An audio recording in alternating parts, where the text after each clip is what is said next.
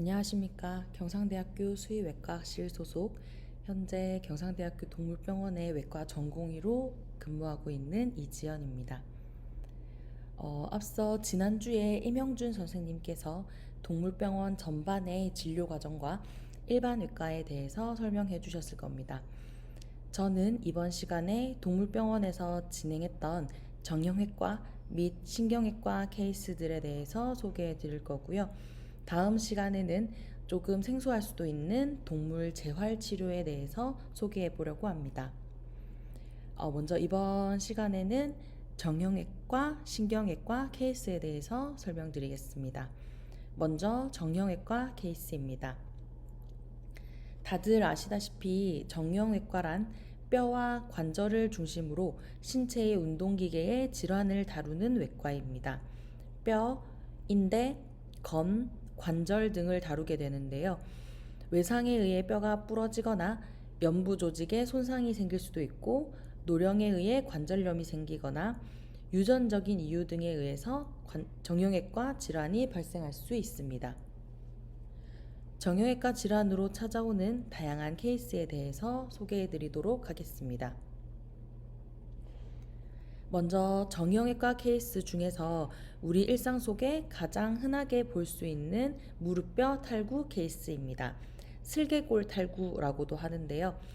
무릎뼈 탈구는 왼쪽 사진에서 보시는 것처럼 정상적으로는 넙다리뼈 고랑에 무릎뼈가 안착돼 있어야 하는데, 이 무릎뼈가 안쪽 혹은 바깥쪽으로 빠지는 것을 의미하며 그 단계에 따라서 총 4단계로 나뉘어집니다. 본 환자는 8살 연령의 중성화한 수컷 폼피츠 환자였고요. 왼쪽 뒷다리의 파행으로 2군데 지역병원에 내원을 했을 때 무릎뼈 탈구에 대한 진단이 조금씩 다르게 나와서 정확한 평가 및 수술을 위해서 본원에 내원했습니다. 환자가 내원 후 검사를 몇 가지 진행을 했는데요. 먼저 첫 번째 영상에서 보시면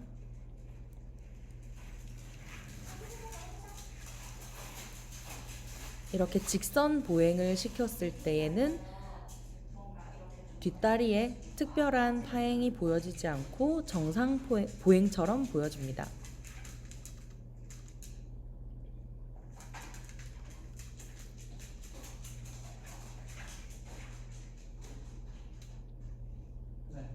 제가 보기에는 이쪽 왼쪽 다리가 그 촉진을 받았을 때 그 엑스레이도 찍었는데 이제 슬개골이 탈까 이렇게 하면서 수술 받거나.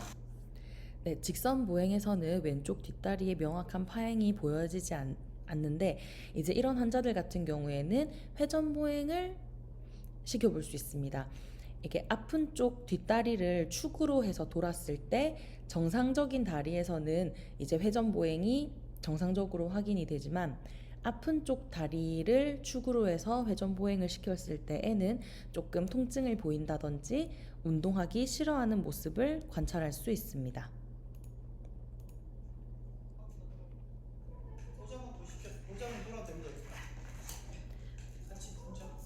본 환자는 왼쪽 뒷다리에 파행이 확인되는 환자였습니다.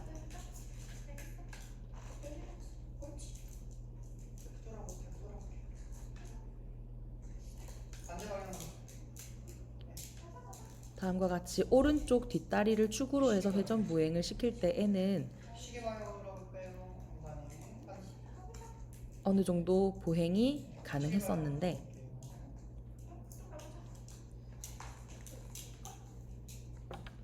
이제 왼쪽 뒷다리를 축으로 해서 회전 보행을 시키려고 하니 걷기 싫어하는 모습이 확인되었습니다. 그리고 이제 무릎뼈 탈구를 확인하기 위해서 무릎 관절을 굽혔다가 펴보는 신체 검사를 진행을 하였을 때, 무릎 쪽을 보시면 무릎뼈가 탈구되면서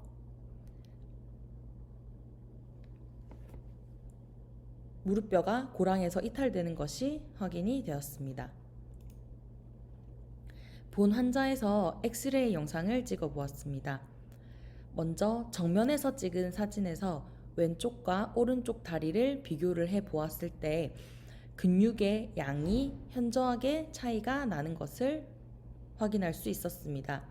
이제 근육의 양이 차이가 나는 건 오랜 통증으로 인해서 왼쪽 뒷다리의 사용이 줄어들었기 때문에 근육의 양이 줄어들었다고 평가할 수 있고요. 가쪽에서 본 사진에서도 오른쪽 다리와 왼쪽 다리를 비교해 보았을 때 근육의 양이 차이가 나는 것이 확인되었습니다. 이 환자에서 이제 그 탈구된 무릎뼈가 제 위치에 있게 해줄 수 있도록 도르래고랑 성형술, 무릎뼈 가쪽 봉합, 가쪽 근막 중첩술이라는 여러 가지 수술을 복합적으로 진행을 해서 탈구된 무릎뼈를 제자리에 환원시켜주는 수술을 진행했습니다. 그리고 본 환자는 수술하고 나서 수루 3일차에 퇴원했습니다. 수술을 하고 입원을 해 있는 과정 동안 그리고 퇴원을 하고 나서 총 3회 내원을 해서 재활치료를 진행을 했고요. 본 환자가 회복하는 기간 동안에 받았던 재활치료에 대한 자세한 설명은 다음 시간 재활 강의 때 자세히 설명해 드리도록 하겠습니다. 그리고 수술을 하고 3주 차에 보호자분께서 산책하는 동영상을 보내주셨는데 이제 왼쪽 뒷다리에 명확한 파행 없이 정상적인 보행이 확인되었습니다.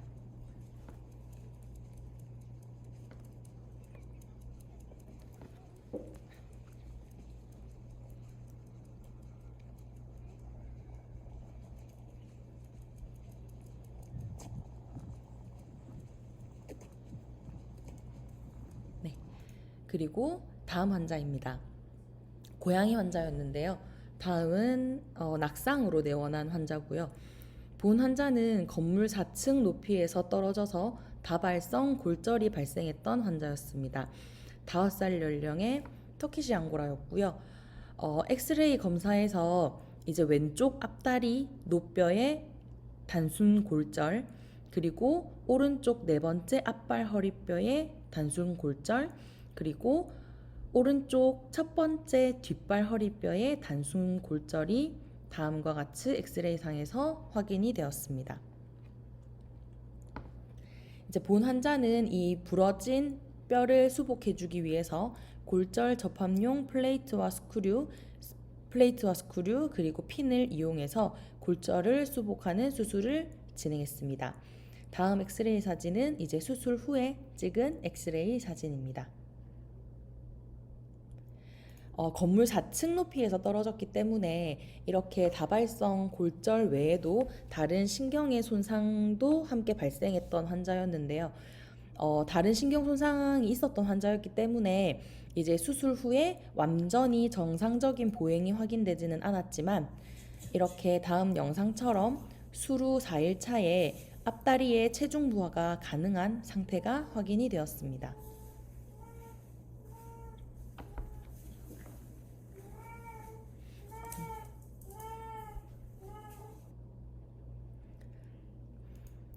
그리고 다음은 두개골 및 하악골절이 있었던 고양이 케이스입니다. 이제 본 환자는 이제 나이 추정이 따로 되지 않는 길고양이였는데요. 이제 교통사고로 추정되는 외상에 의해서 다쳐가지고 길에 있던 고양이를 보호자분께서 구조해왔던 케이스였습니다. 일반적으로 아래턱의 구조는 좌우측이 이렇게 앞쪽에서 결합을 해 있는 구조이고 아래턱 뼈의 뒤쪽으로 보시면 이렇게 여러 가지 돌기가 있는데 이 돌기가 머리 뼈랑 관절을 이루고 있는 구조입니다. 그래서 이 턱관절이 관절 운동을 함으로써 아래턱이 상하 운동을 해서 음식을 씹어 먹는 저작 운동이 가능하게 됩니다. 해당 케이스는 엑스레이를 촬영을 했을 때 두개골에서 다발성으로 골절이 확인이 됐었는데요. 특히나 이제 위에서 본 사진에서 앞 좌측, 우측의 아래턱이 제대로 교합되지 않고 비틀려 있는 모습이 확인이 되고, 그리고 옆에서 찍은 사진에서는 앞쪽 아래턱 뼈가 이렇게 부러지고 녹아 있는 모습이 확인되었습니다. 그리고 아래턱 뼈에서 이렇게 머리뼈랑 관절을 이루고 있어야 할 턱관절을 이루는 돌기들이 일부 부러지고 비틀려서 제대로 된 저작 운동이 힘든 상황이었습니다. 그래서 턱관절의 움직임이 힘들기 때문에 음식을 씹어 먹지 못하게 되고, 그로 인해서 이제 기아가 발생이 되었는데, 이제 이거를 수복해주기 위해서 아래턱 끝부분에 스크류를 이용해서 왼쪽과 오른쪽을 결합시켜 주어서 앞에서 봤던 영상보다 조금 더 뒤틀려 있는 좌우측 아랫뼈를 이제 정상에 가깝게 치환시켜 주었습니다. 그리고 이제 그 아래턱의 뒤쪽 돌기가 부러져서 제대로 머리뼈와 턱관절을 이루지 못했는데요. 그래서 그 턱관절을 조금 더 원활하게 할 수 있게 하기 위해서 부러지고 잘못 부러져서 이렇게 관절이 안 됐던 턱관절 뒤쪽의 돌기들을 제거해주는 수술을 함께 진행했습니다. 그래서 본 환자에서 수술 후에 다음과 같이 혀를 자유롭게 사용할 수 있게 되었고, 어느 정도 턱관절의 가동성을 확인할 수 있었습니다.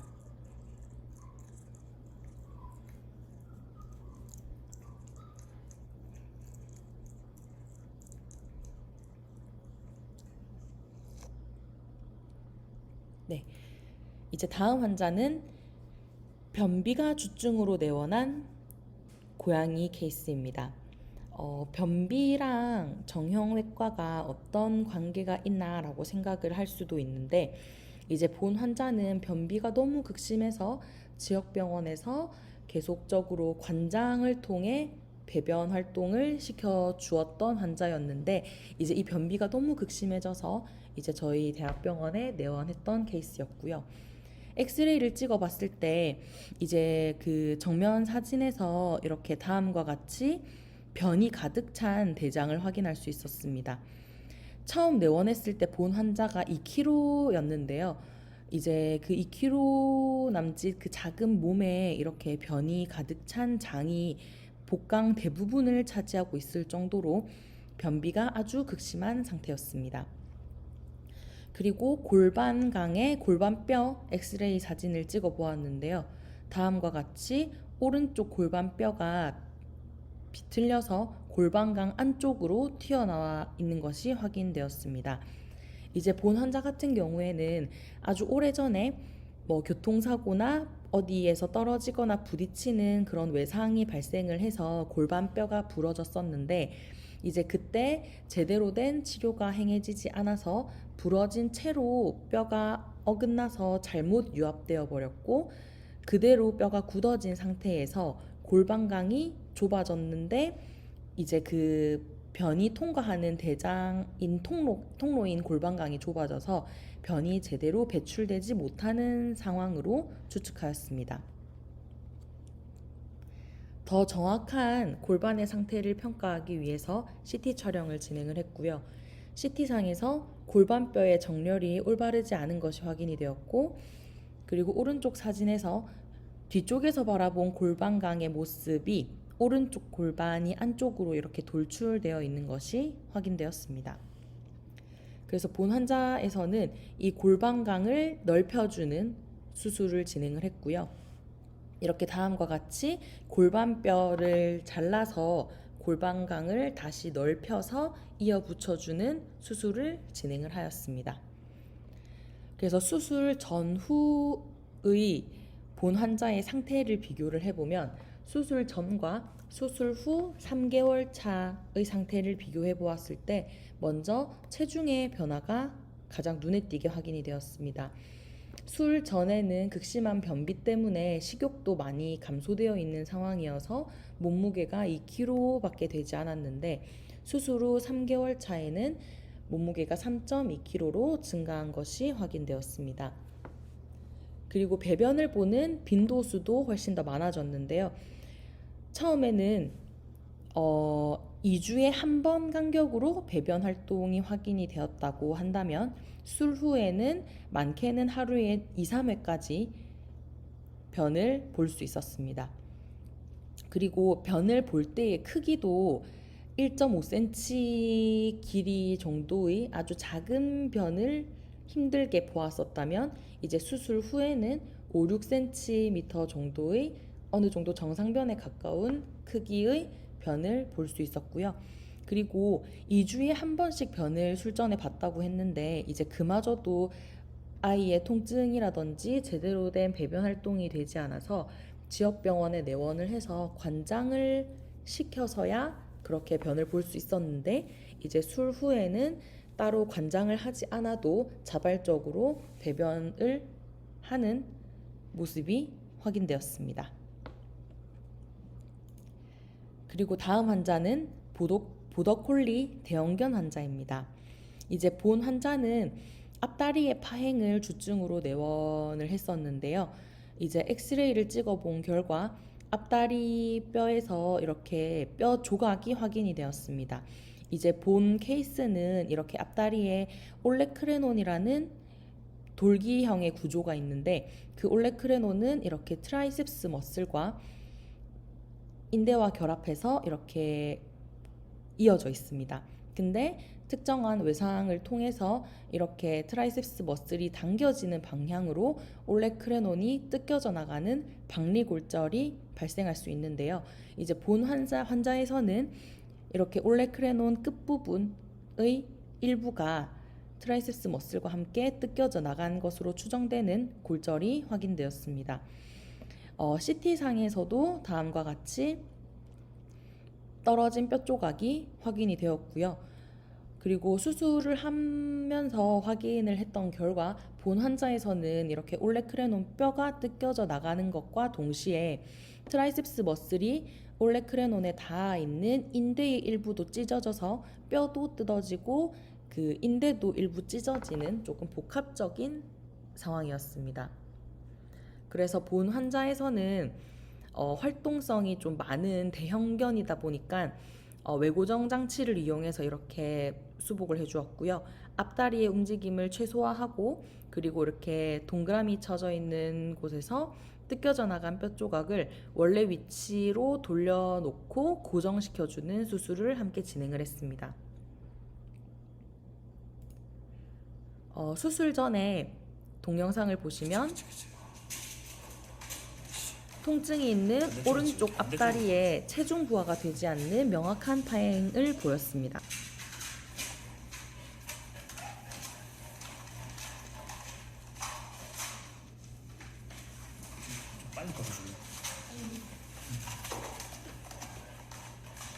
보시면 오른쪽 앞다리에 간헐적으로 체중을 지탱하지만 거의 대부분의 보행에서 오른쪽 앞발을 들고 걷는 파행이 확인되었습니다.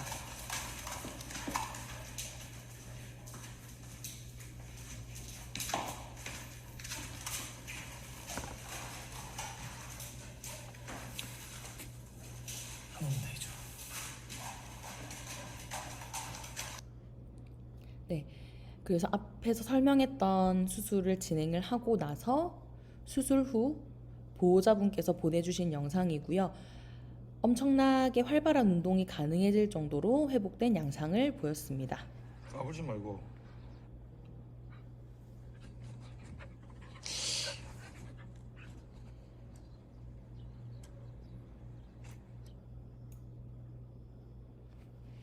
다음에서 보시면 오른쪽 앞다리에 파행도 확인이 되지 않고 계단을 오르내리거나 이렇게 뛰는 것이 가능해질 정도로 정상적인 상태로의 회복이 가능했습니다.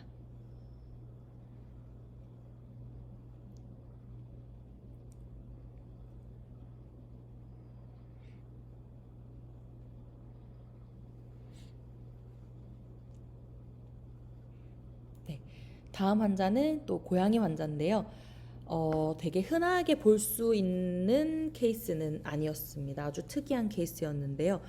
고양이에서 앞다리 골절로 인해서 내원한 환자였고요.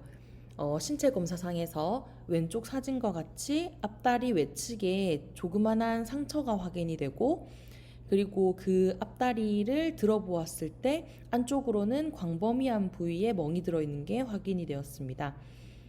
이제 어떤 원인으로 인한 상처일지 예상이 가실까요?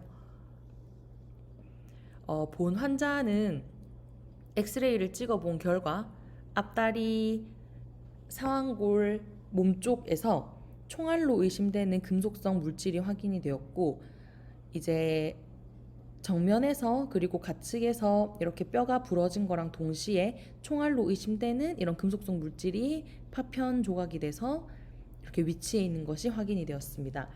그래서 실제로 수술을 통해서 이렇게 총알이 확인이 되었고요.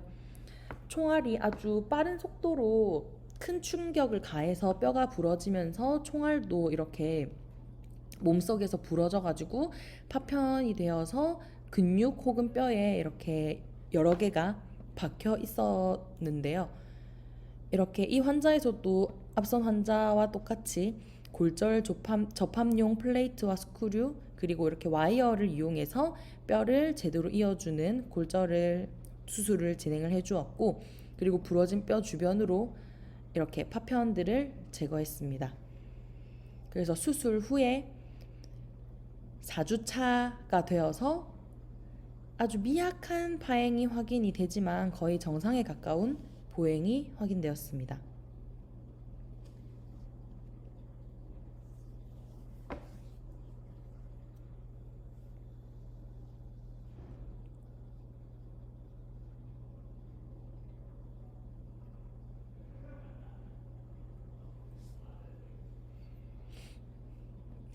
지금까지 소개해드렸던 이제 정형외과 케이스들에서 뭐 앞다리, 뒷다리, 그리고 교통사고에 의해서 두개골이 부러진다든지 그렇게 여러 가지 원인에 의해서 여러 가지 부위에서 골절이 일어날 수 있다 하는 것을 소개해드리고 싶었고요. 그리고 그런 환자들에서 수술을 통해서 정상적인 보행이 가능해지도록 회복을 시켜주었다 하는 것을 말씀드리고 싶었습니다.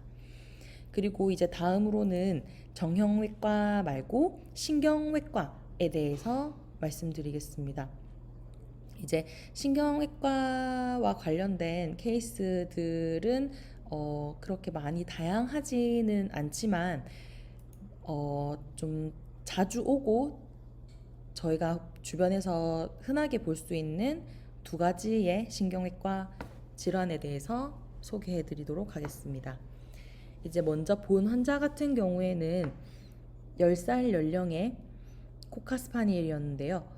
이제 본 환자는 그 디스크 탈출증으로 내원을 했습니다.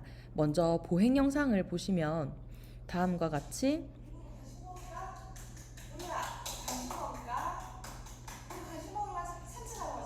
이제 뒷다리에 정상적인 보행이 확인되지 않고 체중 지탱이 힘든 것이 확인되었습니다.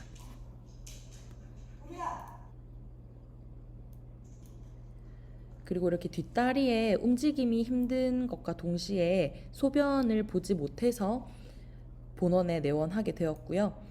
그리고 여러 영상 검사와 신체 검사를 통해서 이제 디스크가 탈출한 것을 확인할 수 있었습니다.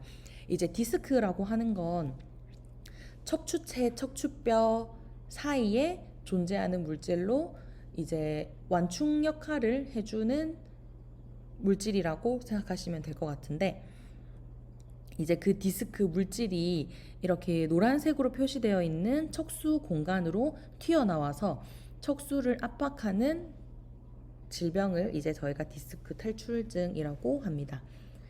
이제 정상적인 척추체와 디스크의 해부 구조는 다음 그림과 같이 정상적으로 척수 공간에 척수가 지나가고 있고 디스크가 제자리에 위치하고 있어야 하는데, 이제 디스크가 돌출되는 양상에 따라서 타입 1과 2로 나뉘어지게 됩니다. 타입 1 디스크 탈출증은 이렇게 디스크를 구성하고 있는 바깥쪽 섬유태와 안쪽 수액 물질이 있는데 수액 물질이 섬유태를 뚫고 터져 나오는 것을 의미합니다.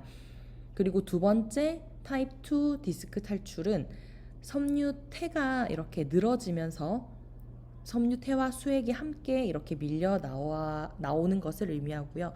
타입 1이든 타입 2든 이렇게 정상적으로 위치해 있어야 하는 디스크가 척수 공간으로 튀어나오면서 이렇게 그림에서 보시는 것처럼 디스크 그 척수를 압박시켜서 신경 증상을 유발할 수 있습니다. 그래서 본 환자 같은 경우에 MRI 촬영 결과에서 이렇게 하얀 색깔 띠처럼 보이는 게 척수 주변을 흐르고 있는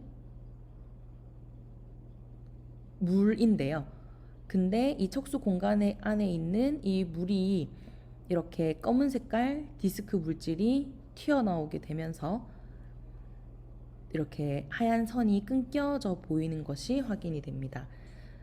본 환자에서는 이제 등뼈와 허리뼈 사이에서도 일부 디스크 탈출증이 확인이 되었는데 이제 그 허리뼈와 그 꼬리로 이어지는 뼈 쪽에서 디스크 물질이 더 많이 튀어나와서 뒷다리를 쓰지 못하는 증상이 나타났다고 판단이 되었고 그래서 이 L7과 S1 사이 해당 부위의 수술을 진행을 해 주었습니다.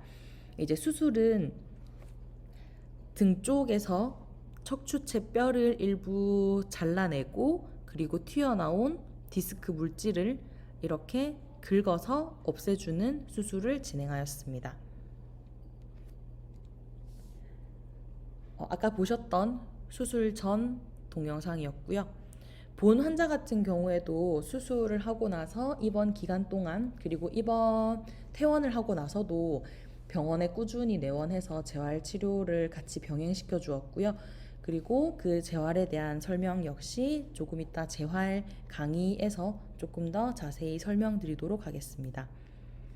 그래서 이제 수술 후에 일로 와. 보루야 이리 와.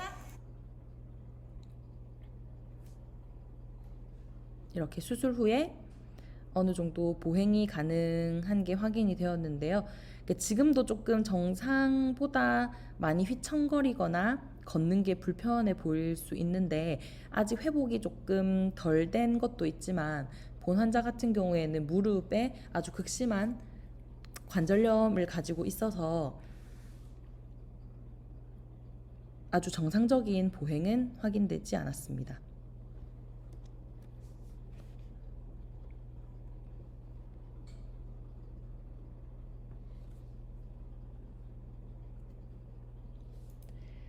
그리고 앞에서 봤던 환자와 똑같이 디스크 탈출증 환자였는데요. 이제 디스크 탈출증도 척추체의 어느 부위의 디스크가 탈출되었는지에 따라서 임상 증상이나 그 환자의 상태가 다 달라지게 되는데 이제 앞서서 환자 같은 경우에는 이제 뒤쪽 L7과 S1 뒤쪽 부분의 척추체의 디스크가 탈출이 되어서 이제 뒷다리를 이렇게 쓰지 못하는 증상이 확인되었다고 하면 이제 본 환자 같은 경우에는 보행을 시켜 보았을 때 정상에 가까운 앞 뒷다리의 보행이 확인이 되었습니다. 카페트 위로 걱정 좀 해주세요. 하지만 이제 보행을 보시면 목의 움직임이 거의 없고 목을 어느 정도 고정시킨 채로 약간 경직된 보행을 나타내었는데요.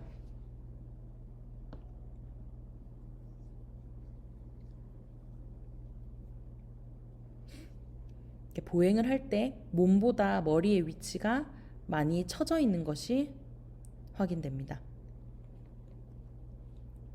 그래서 이제 보행 검사에서 명확하게 확인이 되지 않을 때 이제 신체 검사를 또 진행을 해볼 수가 있는데 이제 좀 겁이 많은 환자였기는 한데 목 부분을 만지거나 목을 좌우 그리고 위아래로 움직였을 때 깨갱거리면서 통증 반응을 나타내기도 하였고요. 그리고 이제 다음과 같이 통증 때문에 이렇게 온 몸과 목이 경직돼 있는 상태를 확인해 볼 수 있습니다. 그래서 본 환자에서 영상 검사를 해본 결과 이제 또 MRI 상에서 앞선 환자와 동일하게 이렇게 척추체와 척추체 사이의 검은 색깔 디스크 물질이 있었는데 그 디스크 물질이 척수 공간으로 이렇게 많이 튀어나와 있는 것이 확인이 되었고요. 그리고 단면으로 확인을 해서도 이렇게 디스크 물질이 위쪽으로 조금 튀어나와 있는 디스크 탈출증이 확인되었습니다. 그래서 이제 이 디스크 물질을 없애주는 그리고 척수 공간의 압력을 줄여주는 수술을 진행을 해주었고요. 그리고 수술 후에 이렇게 목뼈를 위아래로 좌우로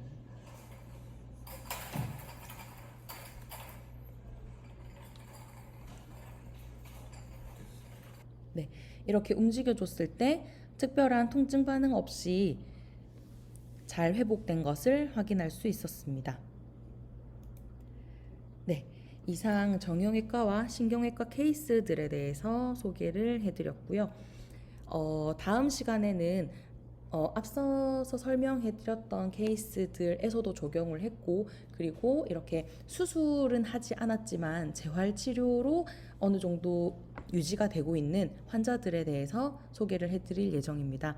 이제 다음 시간에는 재활에 대한 간단한 설명과 함께 실제 환자들의 재활치료를 어떻게 병원에서 진행을 하고 있는지 소개해드리도록 하겠습니다. 네, 감사합니다.